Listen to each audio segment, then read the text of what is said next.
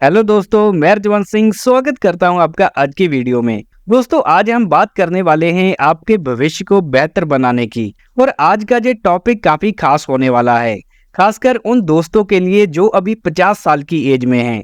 जी हाँ जी, ऐसी उम्र है जब हमारे पास जिंदगी का एक्सपीरियंस तो भरपूर है, लेकिन हमारी रिटायरमेंट का काउंटडाउन भी स्टार्ट हो चुका है और हमारे पास 10 साल बाकी हैं। तो इन 10 सालों में हमें करना है एक ऐसा जादू जिसकी वजह से आपकी रिटायरमेंट लाइफ खुशहाल हो जाए और साथ में सुकून से भरी हो जाए। तो आज के इस वीडियो में हम इसी बात को क्लियरली समझने वाले हैं कि किस प्रकार से ये बड़ा रिटायरमेंट फंड क्रिएट होगा और उसके बाद हम इसको किस प्रकार से मंथली पेंशन में बदल सकते हैं। तो वीडियो में स्टार्ट से लेकर एंड तक आपको जुड़े रहना है ताकि कोई भी इंपॉर्टेंट पॉइंट आपसे मिस ना हो जाए। तो आइए बिना समय को वेस्ट करे शुरू करते हैं। तो इस रिटायरमेंट प्लान के लिए हम एक म्यूचुअल फंड स्कीम का चुनाव करने वाले हैं और जी म्यूचुअल फंड स्कीम इंडिया के बड़े रेप्यूटेड फंड हाउस HDFC से रिलेट करती है और इस स्कीम का नाम है HDFC retirement saving fund equity plan direct growth. और इस म्यूचुअल फंड के नाम से ही बात क्लियर हो जाती है कि इसको खास रिटायरमेंट प्लानिंग के लिए ही बनाया गया है। तो चलिए इस म्यूचुअल फंड स्कीम के इंपॉर्टेंट पॉइंट्स को समझ लेते हैं। तो दोस्तों, इस म्यूचुअल फंड को लॉन्च किया गया था 26 फरवरी 2016 में। तो 9 सालों से भी ज्यादा का समय हो गया है इस म्यूचुअल फंड स्कीम को लॉन्च हुए। और इसके बाद अगर हम बेंचमार्क की बात करें जिसको ये म्यूचुअल फंड स्कीम फॉलो करती है, इसका नाम है निफ्टी 500 TRI इंडेक्स, जिसको टोटल रिटर्न इंडेक्स बोलते हैं। और इस म्यूचुअल फंड स्कीम के AUM का साइज हो चुका है 5,900 करोड़ का। तो हम जैसे लाखों करोड़ों लोगों ने इस म्यूचुअल फंड की स्कीम का फायदा उठाया है। और इसके बाद अगर हम एक्सपेंस रेशियो को देखें, एक्सपेंस रेशियो बोला जाता है म्यूचुअल फंड को मैनेज करने की फीस को जो हमसे सालाना फंड हाउस द्वारा ली जाती है। तो यहाँ पर इसकी एक्सपेंस रेशियो है 0.94% की। तो हमारी जो इन्वेस्टमेंट है उसका 0.94% सालाना एक्सपेंस रेशियो के रूप में लिया जाता है। और इस म्यूचुअल फंड की NAV का प्राइस है 55 रुपए का। तो NAV बोला जाता है म्यूचुअल फंड यूनिट के प्राइस को। तो यहाँ पर 55 रुपए में इसके सिंगल यूनिट का प्राइस दिखाई दे रहा है। और वहीं अगर हम लॉक इन पीरियड की बात करें तो यहाँ पर ध्यान देने की जरूरत है कि इस म्यूचुअल फंड स्कीम में 5 साल का लॉक इन पीरियड है। तो 5 सालों तक आप अपनी की गई इन्वेस्टमेंट को रिडीम नहीं कर सकते। और अगर 5 सालों के बाद पैसे को रिडीम किया जाता है तो किसी भी प्रकार का यहाँ पर एग्जिट लोड नहीं लगता, कोई भी पैसा काटा नहीं जाता। अभी हम आगे बात कर लेते हैं कि किस किस ऑप्शन द्वारा इस म्यूचुअल फंड में निवेश किया जा सकता है। तो यहाँ पर सबसे पहला ऑप्शन है SIP का, जो कि मंथली निवेश को बोला जाता है। तो 100 रुपए से मिनिमम मंथली निवेश को इसमें शुरू किया जा सकता है। और वहीं अगर हम लमसम इन्वेस्टमेंट की बात करें जो कि एक मुश्त इन्वेस्टमेंट होती है, तो एक बार में इसमें 100 रुपए से निवेश को शुरू किया जा सकता है। और HDFC रिटायरमेंट सेविंग फंड की टॉप 5 होल्डिंग कंपनीज की बात करें तो उनमें नाम आता है HDFC बैंक का, जिसका 9.17% का एलोकेशन है। इसके बाद है ICI बैंक जो कि 7.21 एलोकेट करती है। और एक्सिस बैंक का 4.42, रिलायंस इंडस्ट्री 3.84 और भारती एयरटेल का 3.19% का एलोकेशन है। और इस म्यूचुअल फंड स्कीम द्वारा कौन कौन से सेक्टर में निवेश किया जाता है उस पर भी नजर दौड़ा लेते हैं। तो यहाँ पर हम देखेंगे तो 33% का एलोकेशन फाइनेंशियल सेक्टर में है और एनर्जी सेक्टर में 8.8%, ऑटोमोबाइल में 8.3, टेक्नोलॉजी में 7.9, सर्विसेज में 7.3, कंज्यूमर स्टेपल्स में 6.4 और इसके अलावा हेल्थ केयर सेक्टर में 6.3% की एलोकेशन इस म्यूचुअल फंड द्वारा करी गई है। तो यहाँ पर हमें मल्टीपल सेक्टर्स में एक अच्छी डाइवर्सिफिकेशन देखने को मिल रही है जो कि रिस्क को काफी कम कर देती है। और इस म्यूचुअल फंड के पास्ट के रिटर्न्स की बात करें तो पिछले 6 महीनों में -2% के हैं और पिछले 1 साल में 10.5% के रिटर्न इस म्यूचुअल फंड ने बना के दिए हैं। और वहीं अगर हम 3 सालों की बात करें तो 21.8% के एनुअलाइज रिटर्न दिखाई दे रहे हैं। एनुअलाइज रिटर्न का मतलब है कि 3 सालों की एवरेज ग्रोथ किस प्रकार की रही। तो 3 सालों में 21.8% से इसने निवेशकों का पैसा बढ़ाया है।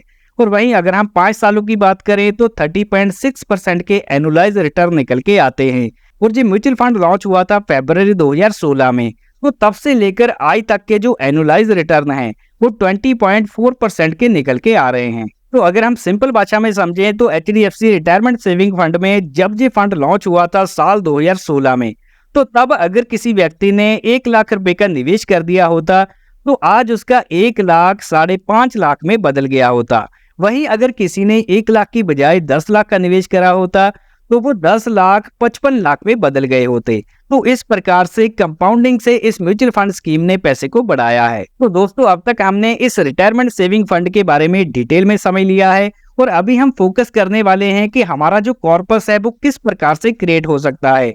तो यहाँ पर हम 3 ऑप्शंस द्वारा समझेंगे कि किस तरह से इसमें निवेश किया जा सकता है और उसके बाद दूसरे पार्ट में हम समझेंगे कि किस प्रकार से इससे पेंशन ली जा सकती है। तो यहाँ पर सबसे पहले हम ऑप्शन 1 के इन्वेस्टमेंट प्लान को डिस्कस कर लेते हैं। तो अगर आपकी एज इस समय 50 साल की है तो आपको हर महीने 14,000 रुपए की SIP इन्वेस्टमेंट करके चलना होगा और ये जो SIP अमाउंट है इसमें हर साल हमें 7% का इंक्रीमेंट करना है।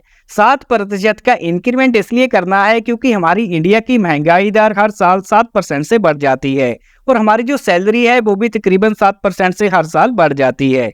तो पहले साल आप 14,000 रुपए की SIP करेंगे और दूसरे साल आपको 14,980 की SIP करनी होगी 7% बढ़ाकर और इसमें 7% और ऐड करते हैं तीसरे साल तो ये राशि बनती है 16,028 रुपए की। तो इसी प्रकार से हमें SIP अमाउंट को भी इंक्रीज करते जाना है महंगाई को कवर करने के लिए।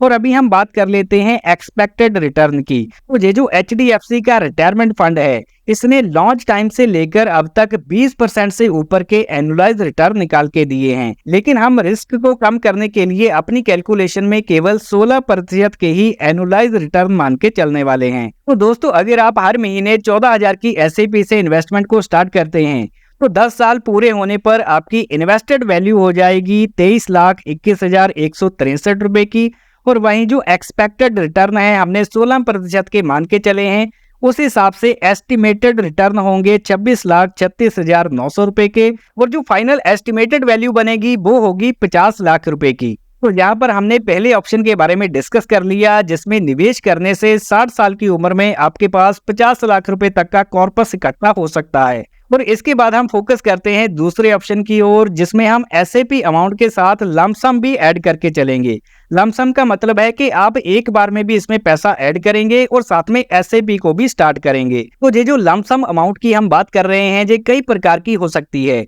जैसे अगर आपके पास गोल्ड पड़ा है तो आज के टाइम में गोल्ड की वैल्यू भी 1 लाख के पास पहुंच चुकी है और अगर आपके पास कोई छोटा प्लॉट पड़ा है वो भी आप इन्वेस्टमेंट के रूप में लमसम ऐड कर सकते हैं और अगर आपके पास कोई FD पड़ी है जिसको आप निवेश करने की इच्छा रखते हैं तो ऐसे कई प्रकार के ऑप्शन आप as a lump sum amount add करके चल सकते हैं। तो यहाँ पर हम दूसरे इन्वेस्टमेंट ऑप्शन में ये मान के चलेंगे कि आप 5 लाख की लमसम अमाउंट पहले ऐड कर देते हैं और साथ में 14,000 की आप SIP अमाउंट को ऐड करके चलते हैं हर महीने, जैसे कि हमने ऑप्शन 1 में डिस्कस किया था और इसमें हर साल 7% का इंक्रीमेंट करते हैं। तो अगर आप 5 लाख की लमसम अमाउंट को ऐड करते हैं साथ में SIP को भी स्टार्ट करते हैं तो अगले 10 सालों में आपकी जो इन्वेस्टेड अमाउंट है उसकी वैल्यू होगी 28,21,000 की और वहीं जो एक्सपेक्टेड रिटर्न है जो 16% के हमने मान के चले हैं उसके हिसाब से एस्टिमेटेड रिटर्न होंगे 43,42,600 रुपए के और आपकी इन्वेस्टेड वैल्यू और रिटर्न को मिलाकर फाइनल एस्टिमेटेड वैल्यू होगी 72 लाख रुपए की। तो दूसरे ऑप्शन में हमने 5 लाख का लमसम किया, हर महीने 14,000 की SIP करी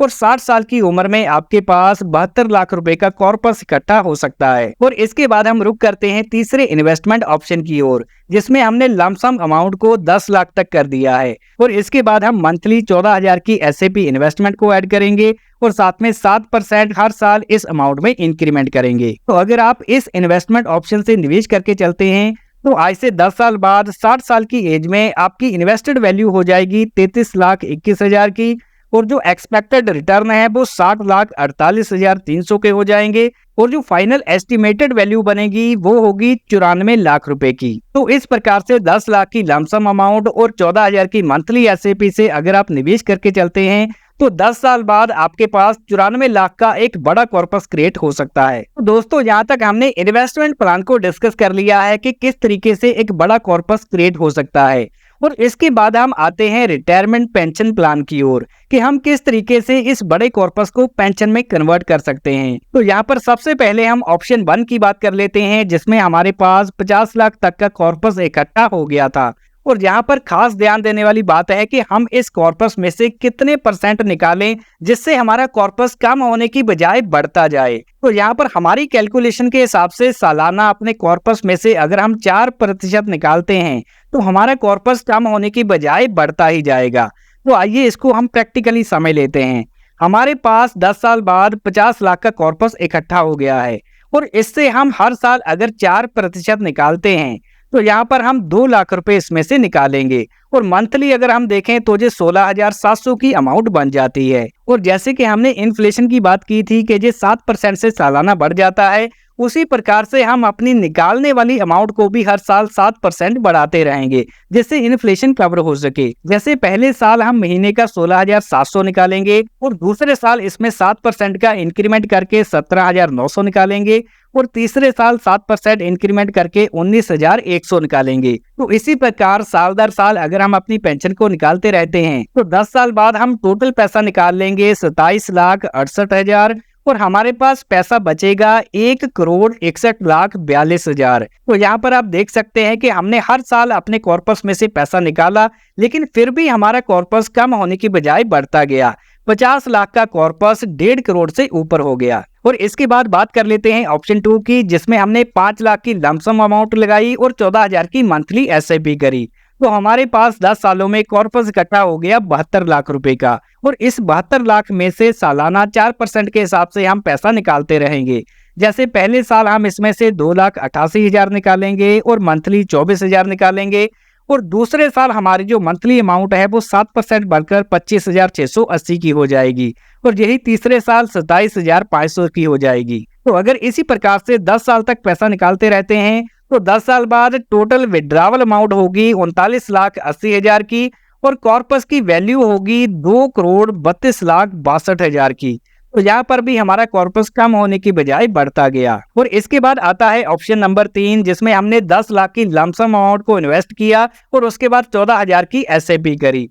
तो 10 सालों में हमारे पास 94 लाख का एक बड़ा कॉर्पस इकट्ठा हो गया और उसके बाद हम इसमें से 4% के हिसाब से हर साल 3,76,000 का एग्जिट करेंगे और इसके बाद मंथली देखें तो ये 31,300 रुपए की राशि बन जाती है। तो पहले साल हमने 31,300 निकाला, फिर 7% बढ़ाकर दूसरे साल 33,500 निकाला और तीसरे साल हमने 35,800 निकाला मंथली बेसिस पर। तो इसी प्रकार से लगातार 10 साल पैसा निकालने पर हमारी टोटल निकासी हो गई 51,90,000 की, लेकिन हमारे कॉर्पस की वैल्यू 3,82,000 के करीब हो गई। तो यहाँ पर हमारा कॉर्पस कम होने की बजाय बढ़ता गया। इसके पीछे मेन कारण ये है कि हमने रिटर्न मान के चले 16% के, लेकिन निकाला 4%। और दोस्तों आपके मन में ये सवाल चल रहा होगा कि अगर हमारी रिटायरमेंट के बाद इस म्यूचुअल फंड स्कीम के रिटर्न कम हो जाएं तो क्या होगा। तो देखिए, अगर इस म्यूचुअल फंड स्कीम के आपकी रिटायरमेंट के बाद एक्सपेक्टेड रिटर्न कम हो जाते हैं, जैसे हमने 16% के मान के चले हैं, अगर ये 15% के रह जाते हैं या फिर 14% के रह जाते हैं, उसके बाद 13% या फिर 12% के भी रह जाते हैं, तब भी आपका जो कॉर्पस है वो कम होने की बजाय साल दर साल बढ़ता ही जाएगा। तो दोस्तों अब तक हमने इस वीडियो में 3 इन्वेस्टमेंट ऑप्शंस के बारे में समझ लिया है, जिसमें से सबसे पहला ऑप्शन है, इसमें आपको मंथली पेंशन मिलेगी 16,700 रुपए, दूसरे ऑप्शन में मंथली पेंशन मिलेगी 24,000 रुपए की और तीसरे ऑप्शन में मंथली पेंशन होगी 31,300 रुपए की। तो अपनी जरूरतों के हिसाब से तीनों में से आप किसी भी इन्वेस्टमेंट प्लान को चुन सकते हैं। और दोस्तों हमने जो वीडियो बनाया है एजुकेशन पर्पस के लिए, तो हमारी तरफ से कोई भी बाय सेल रिकमेंडेशन नहीं है और हम किसी भी म्यूचुअल फंड स्कीम को प्रमोट नहीं करते। और ये जो म्यूचुअल फंड इन्वेस्टमेंट है ये बाजार जोखिमों के अधीन होती है, तो इसमें मिलने वाले रिटर्न्स की कोई भी गारंटी नहीं होती और किसी भी म्यूचुअल फंड के पास्ट के रिटर्न ये इंडिकेट नहीं करते कि आगे आने वाले फ्यूचर में भी उसी प्रकार के रिटर्न मिलेंगे। तो इन्वेस्ट करने से पहले अपने इन्वेस्टमेंट एडवाइजर से कंसल्ट करें और सभी इन्वेस्टमेंट से रिलेटेड डॉक्यूमेंट्स को ध्यान से पढ़ें। तो दोस्तों अगर ये वीडियो आपको जानकारी से भरपूर लगा हो, इसको लाइक जरूर करें, दोस्तों के साथ ज्यादा से ज्यादा शेयर करें। वीडियो पूरा देखने के लिए मैं हरजवंत सिंह आपका धन्यवाद करता हूँ। मिलते हैं अगले वैल्यूएबल वीडियो में।